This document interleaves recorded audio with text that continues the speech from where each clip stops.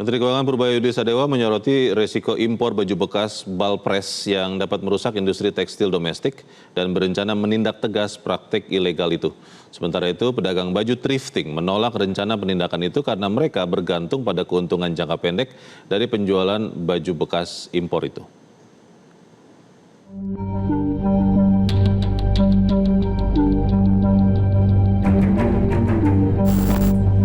Tidak ada ruang kompromi bagi permintaan sejumlah pedagang thrifting yang berharap aktivitas jual beli pakaian bekas impor dilegalkan dengan imbalan kesediaan membayar pajak.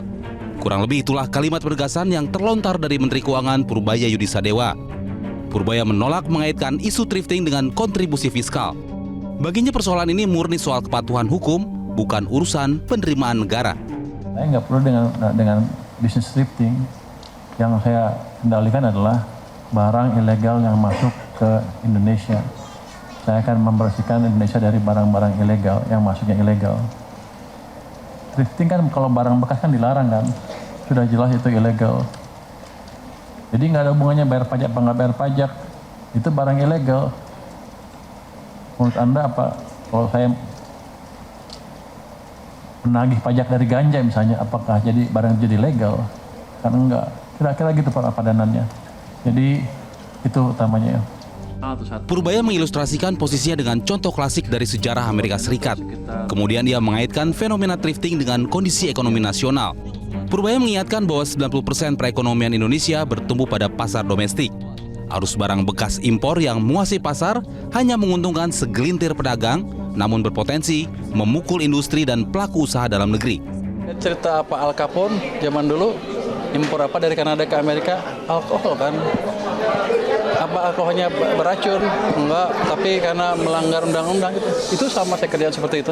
Dan market kita kuat, besar. 90% dari domestic demand itu 90% dari ekonomi kita. Globalnya kacau balau, yang 10% itulah 10-20%. Kalau yang domestiknya dikuasai asing, dikuasai barang asing, apa untungnya buat pengusaha domestik selain pedagang-pedagang yang jumlahnya relatif kecil dibanding rakyat kita semua. Jadi saya memaksimalkan market domestik untuk pemain domestik. Sebelumnya anggota DPR RI Adian Apitupulu meminta pemerintah tidak tergesa-gesa menindak pelaku usaha barang bekas. Menurut Adian, negara perlu memberi ruang selama belum mampu menyediakan lapangan pekerjaan yang memadai. Kenapa secara garis besar tidak mungkin ada TKI, tidak mungkin ada pedagang asongan, tidak mungkin ada teman-teman yang berjualan thrifting ketika negara mampu melaksanakan amanat konstitusi, memberikan lapangan pekerjaan yang layak bagi kemanusiaan untuk seluruh rakyatnya. Dalam forum audiensi pedagang thrifting dengan DPR, seorang pedagang thrifting menyampaikan harapan besar agar thrifting dilegalkan. Ia menilai para pedagang ingin memenuhi kewajiban sebagai warga negara, termasuk membayar pajak. Jangka pendeknya apa? Ini untuk sementara, tolong yang penindakan APH ini sekarang dihentikan sampai ada titik temu. Jadi jangka panjangnya kita berharap ini melalui BAM ini yang difasilitasi sama Bang Adian, kita harapkan ini dilegalkan. Seperti di negara-negara lain. Kalaupun memang semisal mungkin tidak bisa dilegalkan, kita harap ini dibikin seperti larangan barang terbatas, dikasih kuota. Sesuai dengan peraturan, pakaian bekas atau balpres merupakan barang yang dilarang impor. Jikapun lolos ke Indonesia, balpres harus dimusnahkan dengan dibakar. Namun Purbaya sempat menuturkan dirinya ingin memanfaatkan balpres tersebut untuk menjadi bahan baku yang dapat diolah oleh industri garmen dan tekstil. Tim Liputan Metro TV. Menteri Komunikasi dan Digital Mutia Hafid menyebut akan selaras dengan kebijakan besar pemerintah jika aktivitas penjualan barang bekas atau thrifting dilarang.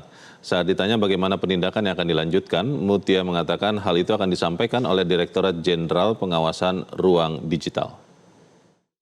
Tentu kalau memang aturannya pelarangan ya kita juga akan mengikuti. Jadi dari Komdigi pasti akan mengikuti dengan aturan besar keseluruhan dari pemerintah.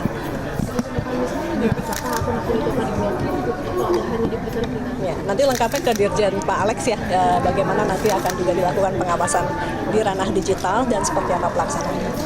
Jelajahi cara baru mendapatkan informasi. Download Metro TV Extend sekarang.